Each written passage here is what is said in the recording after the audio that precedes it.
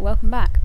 We're back on our Minimus and Back tutorial, and I have just, on the last episode we landed on Minimus, and now I'm just taking off from Minimus in our little lander here, looking very cinematic with its solar panels and everything. Looks pretty cool. So we are just getting into an orbit of Minimus, and I didn't realise how high I'd made my apoapsis, because Minimus really does not have that much gravity. It's got very, very low gravity, which I guess is good, because it helps you, makes it a lot easier to land safely when it's got hardly any gravity. So now I'm just making a manoeuvre that is hopefully going to make us into a bit more of a equatorial orbit, hopefully, and then we will be able to start burning towards Kerbin, which should work. So that's looks like a good manoeuvre to have to get us a bit more equatorial around Minimus. So I'm just warping up to it now, and just about there maybe. Yep, just in a sec we will start to burn to get that equatorial. Now I am only using one of my 3 engines, which I think is more efficient. It will probably help us save a little bit of fuel by not using it all at once. Okay, so that's our manoeuvre to get us into a Kerbin orbit, which is going to just about match Minimus's orbit. So now we're just going to speed up time until we get there, and then we can get out of the influence of Minimus, and then we'll just be able to lower our orbit on Kerbin and hopefully be able to get into it.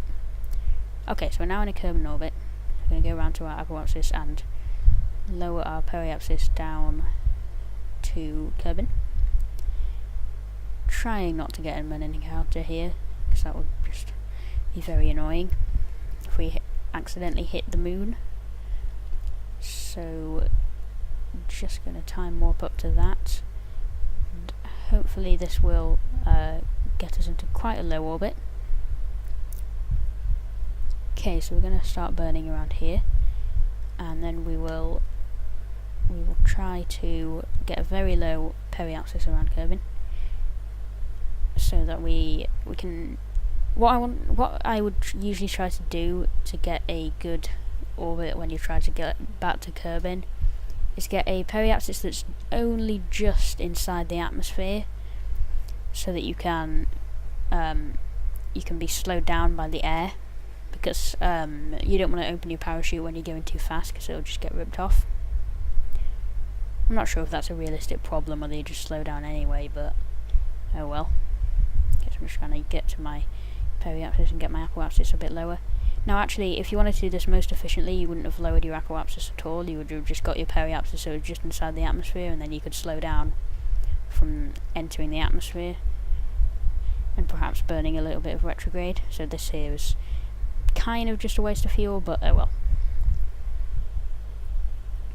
So we're just lowering our periapsis.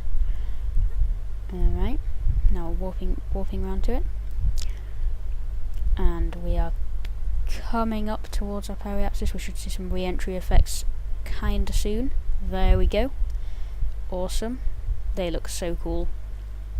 Gotta admit, that's pretty cool. So now I'm just burning retrograde because we're still going at about 2,000 meters per second, and we want to slow down, and I mean we've got the fuel for it, so might as well.